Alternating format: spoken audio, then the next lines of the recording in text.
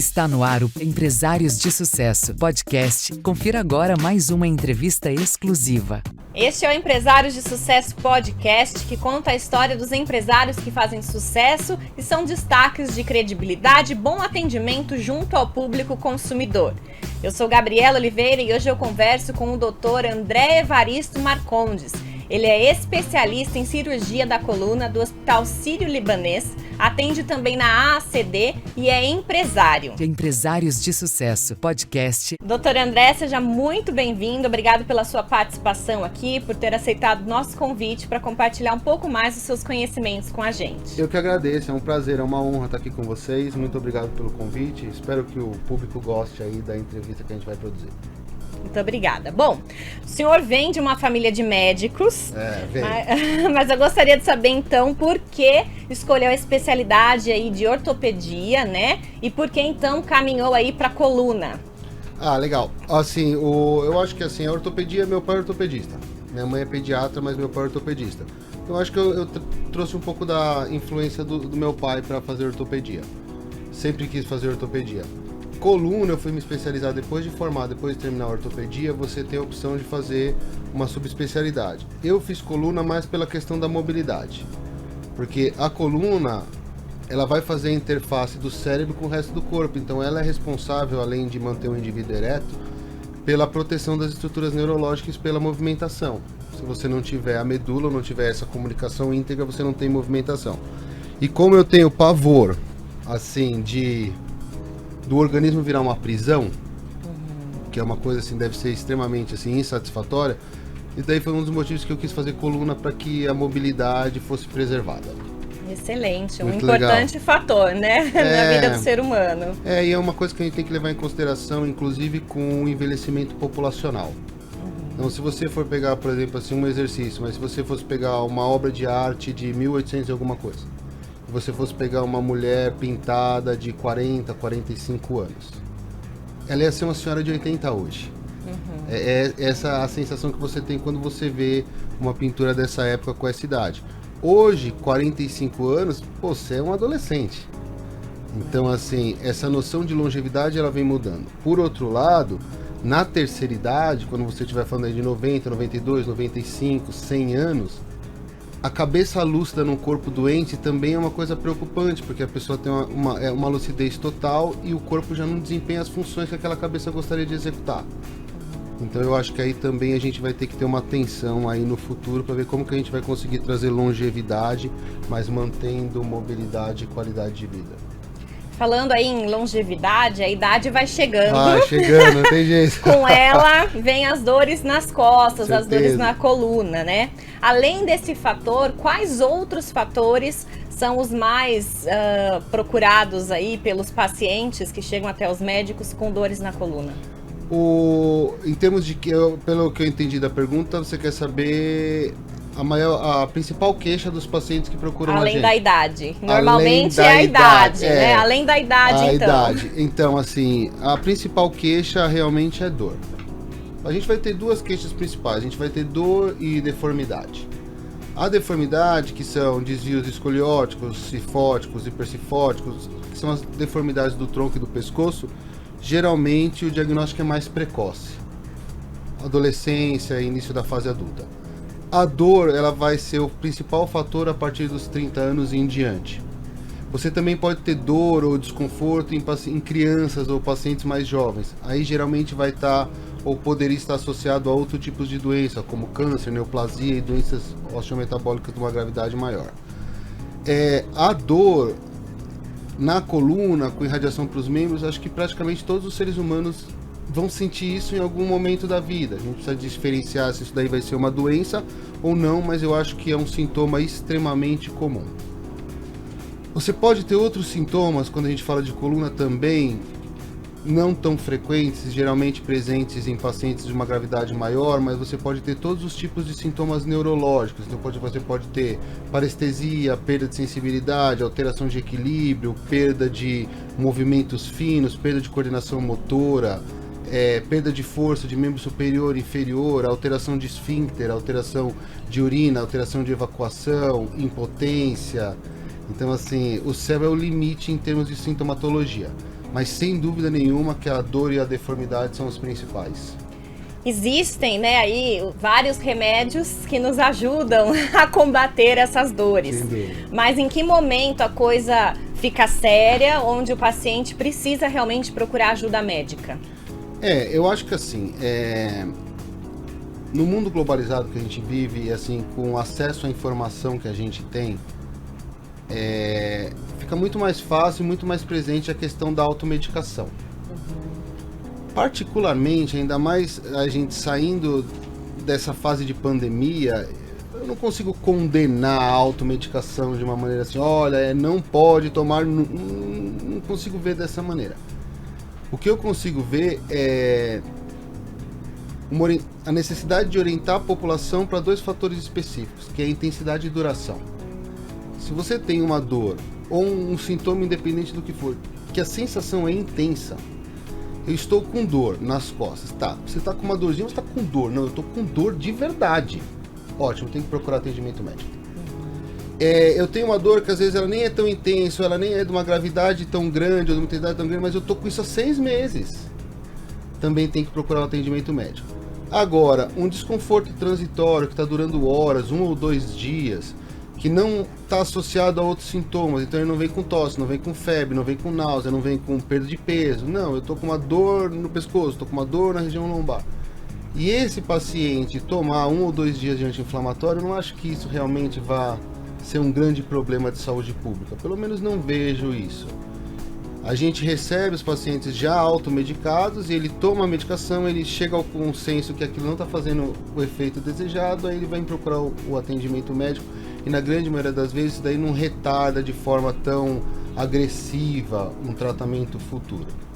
Mas eu acho que fica aí a dica. Se a intensidade for grande ou a duração for longa, é melhor procurar um atendimento médico que você vai ficar aí mais bem atendido. Excelente. Agora, a tecnologia e a medicina têm avançado a cada dia aí, e que bom, né? Bom. Nos alegramos por isso. Dito isso, quais são os principais avanços tecnológicos dentro dos tratamentos para dores na coluna? Então, quando a gente vai falar da especialidade de coluna, é uma especialidade assim, extremamente abrangente, porque você tem a parte de neurocirurgia, você tem a parte de ortopedia, então é uma especialidade conjunta em que a necessidade de uma interligação desses 2 conhecimentos se faz necessária.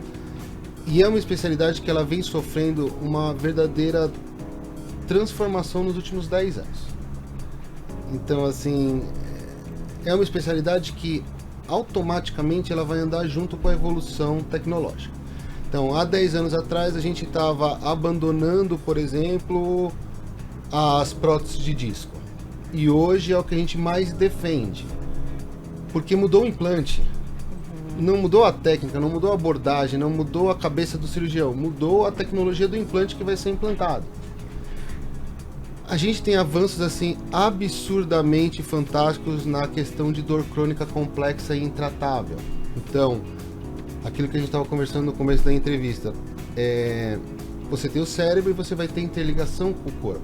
E a dor é um impulso que vai ser interpretado pelo cérebro, então ela tem que passar automaticamente pela medula.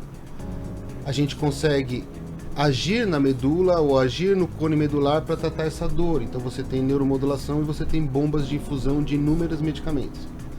A neuromodulação, que seria uma espécie de chip que você implanta na região torácica ou na cervical ou em outras áreas específicas, ela traz um controle quase total de quadros de dor crônica que nem sempre são só relacionados a problema de coluna.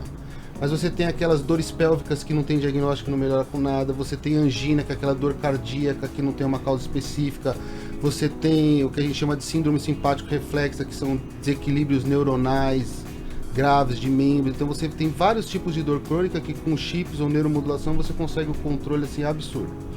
Inclusive você pode conseguir programações para aumentar tônus muscular ou diminuir tônus muscular. Então você tem um paciente com uma dor crônica, uma sequela e uma perna direita mais fraca, por exemplo. Você consegue fazer uma programação neuromodular nele e tirar a dor e aumentar o desempenho físico.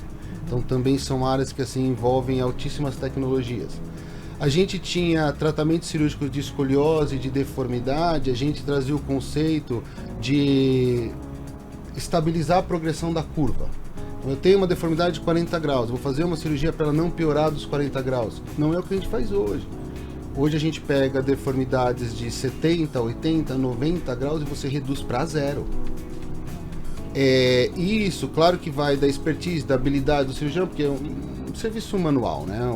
Eu falo que eu sou um peão de luxo nessa parte médica. Eu não tenho como delegar a função, sou a pessoa que executa o serviço braçal. Mas você tem hoje sistemas de titânio e de cromo e cobalto que permite você corrigir o que aquele organismo conseguir ou aguentar ser corrigido. Então eu acho que a cirurgia da coluna, ela é uma especialidade que ela vai caminhar sempre junto com a tecnologia. E a gente não pode esquecer também a tecnologia de outros setores da medicina. Então, com o avanço da anestesia e de drogas mais modernas, a recuperação é super mais rápida, o controle do paciente é mais eficiente, o tempo de permanência em UTI é menor, o tempo de sangramento durante o ato operatório é menor, o controle da dor pós-operatória é feito de maneira muito mais fácil. Então, às vezes você consegue transformar procedimentos extremamente traumatizantes em algo em que a pessoa vai passar por aquilo sem maiores dificuldades. Então eu acho que a gente realmente tem que investir cada vez mais em tecnologia para ver se a gente ganha um pouco mais de tempo. Na prática, falando assim como cidadão ou como pessoa, eu acho que o ganho de tecnologia que a gente teve ainda não conseguiu fazer com que a gente tenha mais tempo como cidadão. Assim, você trabalha diferente, você produz mais, mas você não consegue ter mais tempo em casa, mais tempo com a família. Então eu acho que a gente teria que ter uma tecnologia que não fosse voltada só para o aumento de produtividade, mas também fosse voltada para poupar o tempo do cidadão. Durante a sua fala, o senhor disse algo que eu achei muito interessante. Eu falo. Não, sem problemas. Com relação ao senhor ser o instrumento ali, né, que executa, exatamente, que coloca em prática toda essa tecnologia. A tecnologia está avançando, estão vindo novas tecnologias cada vez melhores, mas se o médico não souber executar essa tecnologia, de nada adianta, né? Perfeito, assim, eu nem vou entrar nessa discussão, eu não vou entrar na discussão da pandemia, até porque minhas opiniões são meio polêmicas. Mas assim, quando a gente estava discutindo a questão dos respiradores, vamos importar respirador, eu ficava pensando, falava, gente, quem vai mexer nesses respiradores aqui? Eu não sei. Entendeu? Assim, eu não sei. Assim, não é minha área, eu não entubo um doente de rotina. Assim, quem são essas pessoas que vão usar esse tanto de respirador que estão sendo comprados? Então, sem dúvida nenhuma que não adianta você investir na tecnologia se você não investir no indivíduo. Eu tive o prazer de gravar um programa para vocês, vocês foram até gravar na minha residência. Aí, nesse programa, eu ainda falei assim, perguntaram assim, mas onde você investe mais dinheiro? Eu falei assim, eu invisto dinheiro em educação. Eu acho que isso é investimento. Eu acho que você ter um consultório mais bonito, você aumentar a sala da sua empresa, você... comprar um carro novo para ter visibilidade no mercado, etc, etc. Isso não é investimento, isso é estrutura. O que você investe em conhecimento. Eu, pelo menos, tenho essa visão. Então, assim, eu invisto muito dinheiro em mim, ou na educação dos meus filhos, ou na educação da minha esposa, que é médica também. Eu acho que esse é o melhor investimento que tem. Em relação à questão de tecnologia médica, que eu emprego como médico, não como empreendedor, mas como médico, a grande maioria hoje eu fui aprender fora. Então, por exemplo, assim, você vai ver, eu acho que eu estou com deficiência em tumor. Um caso específico de 3 anos atrás.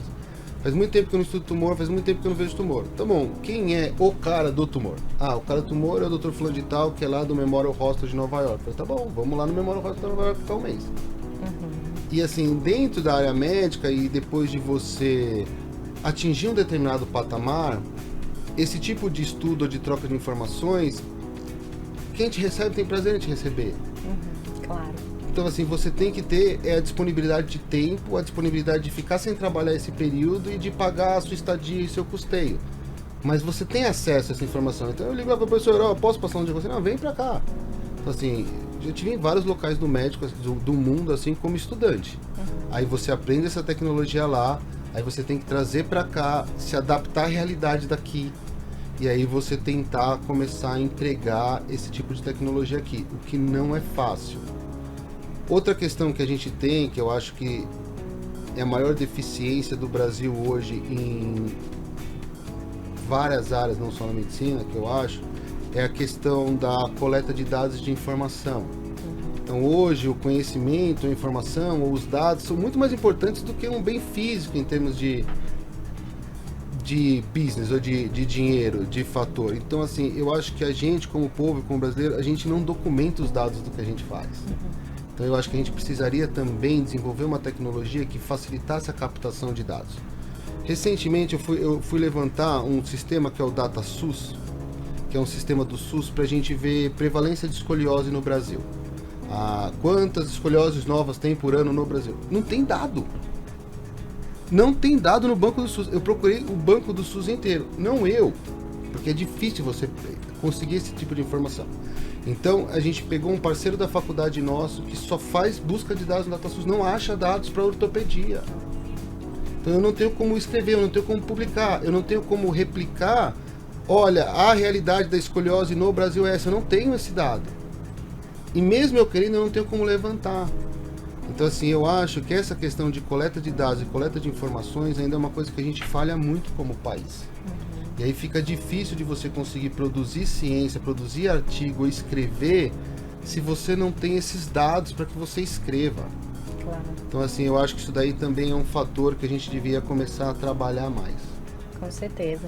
E diante de tudo, do seu dia a dia, dos seus atendimentos, como que é então acompanhar a evolução do seu paciente? Então nós temos a tecnologia, temos a expertise do profissional, no seu caso do Sim. médico, ortopedista, assim, né? Assim, no meu caso especificamente, por exemplo, assim, eu tenho uma equipe que faz isso para mim.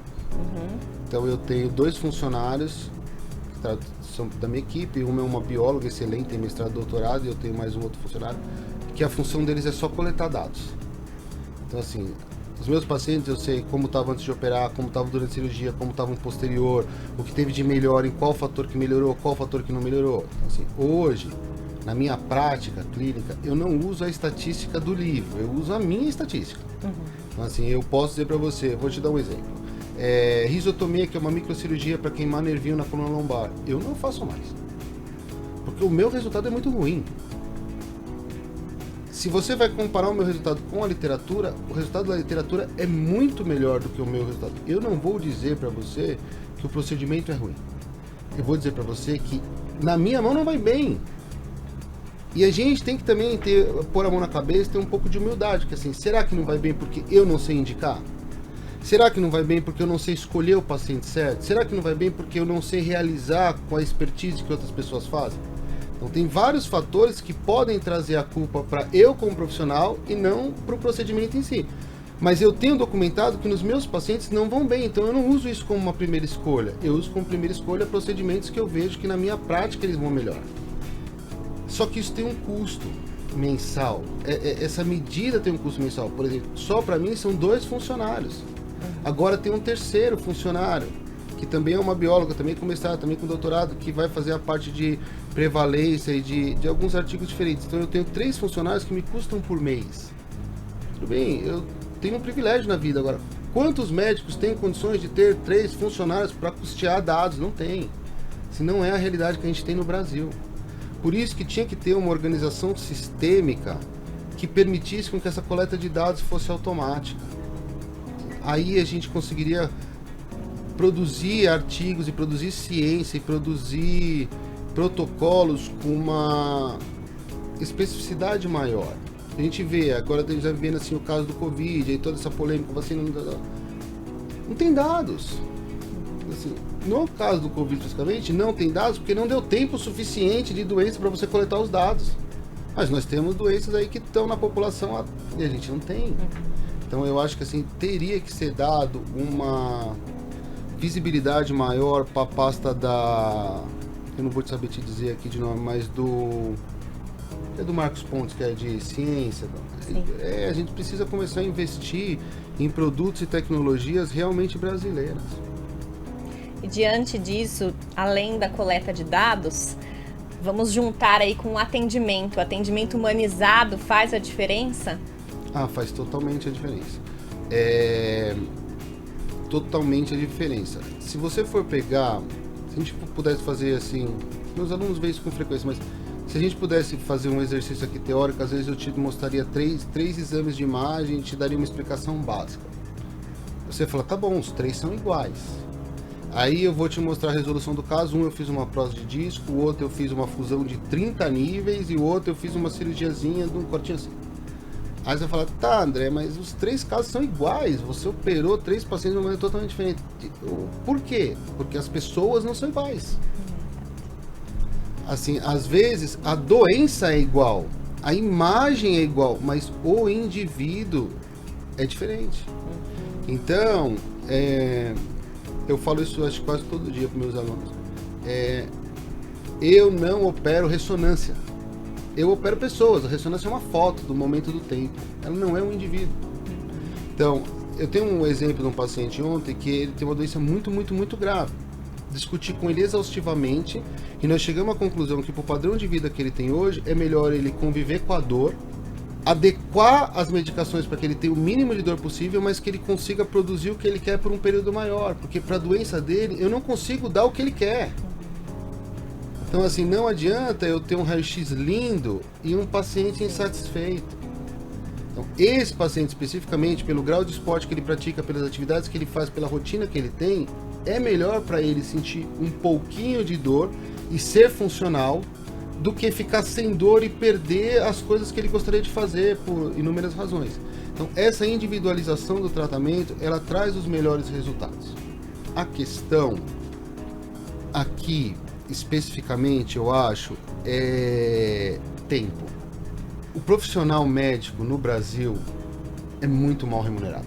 Eu não digo que ele é mal remunerado em comparado a outras especialidades ou a outras atividades, mas para o grau de especificidade que ele tem, ele é mal remunerado.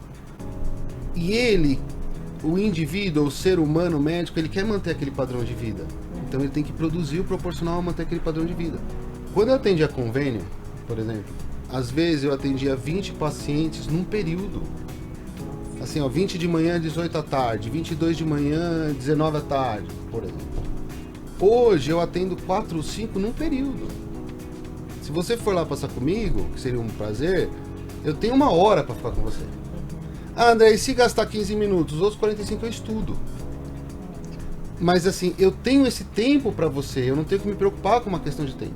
Se talvez eu tivesse sentado ali e tivesse mais 18 pessoas na porta esperando, eu não ia conseguir te dar essa atenção que eu te dou. Então, a questão do tempo que o profissional tem para desempenhar aquela função, às vezes vai fazer uma diferença, mas eu não acho que seja uma questão de que o médico X é melhor que o Y. Eu acho que é uma questão de assim, o tempo que você tem disponível para se dedicar à doença daquele indivíduo. Então, assim, sem dúvida nenhuma que o atendimento humanizado, ele vai trazer melhores resultados. Eu não vejo hoje como isso poderia ser implementado em larga escala ou ao nível de SUS ou coisa assim, por uma questão de custos mesmo. Agora, além de médico, exercendo a medicina, além de professor preceptor, o senhor também tem 5 empresas. Eu tenho. Olha só, eu tenho mesmo. É um empresário de sucesso mesmo. Eu tenho mesmo. Quais são elas, o que elas fazem, quais serviços oferecem? Então, assim, eu tenho, na verdade, 2 empresas que são de assistencialismo médico. Então, 2 empresas de assistencialismo médico. Eu tenho uma empresa que é de assistencialismo médico, que é a empresa que eu trabalho habitualmente. Eu tenho uma empresa que é voltada para dermatologia estética. Eu tenho um monte de máquina e investimentos lá. Eu tenho 2 empresas da área de tecnologia. Um é um marketplace voltado para a saúde, e o outro é um aplicativo que permite teleconsulta, mas ele foi pensado e desenhado para facilitar o trabalho do profissional, não só o médico, como o profissional da saúde, e para customizar tempo.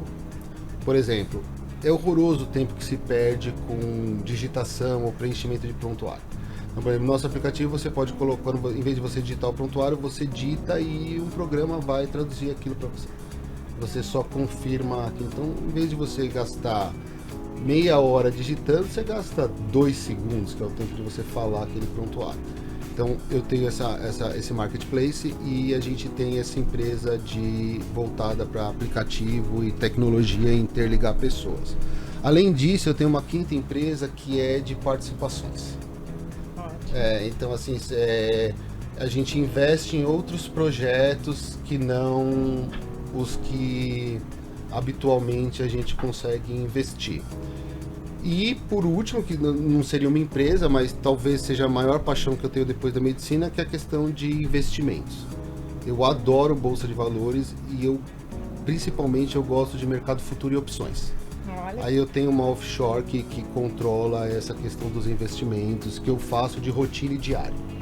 Antes, então, de entrar aí numa pergunta que eu tenho sobre telemedicina, eu gostaria de saber do senhor onde encaixa o tempo para tudo, como arruma tempo para tudo. É uma pergunta ótima. Você arruma?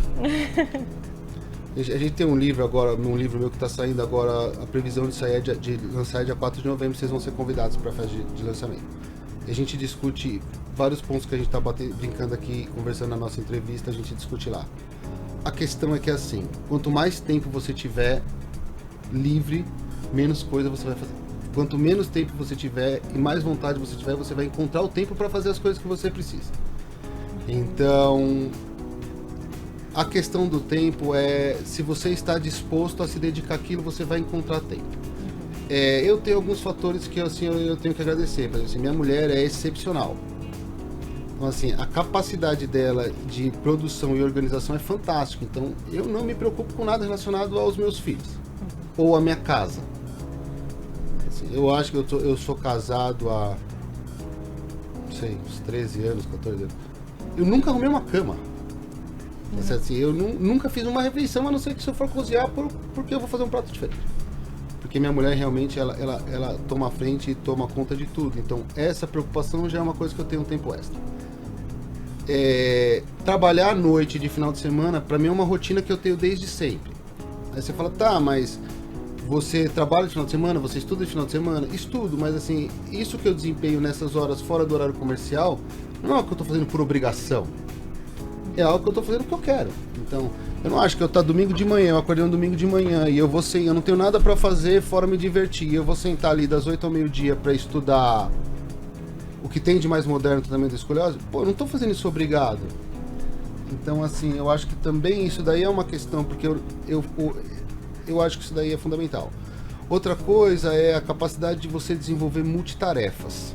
Então, por exemplo, eu vim dirigindo, saí do hospital, saí do Sírio-Libanês e vim pra cá. Eu ia gastar 15 minutos no Waze e gastei 40. Eu venho dirigindo, conversando no hospital, mexendo na bolsa, fazendo múltiplas funções ao mesmo tempo.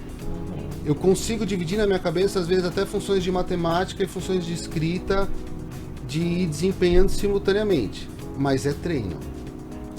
Assim, não é uma coisa que eu não tenho nada mais do que ninguém. Eu acho que é uma questão assim de treino e de dedicação. Eu acho que talvez isso seja o principal. Outra coisa que foi assim, o que veio mudando a minha vida e eu acho que é um fator extremamente diferencial, é a questão da independência financeira.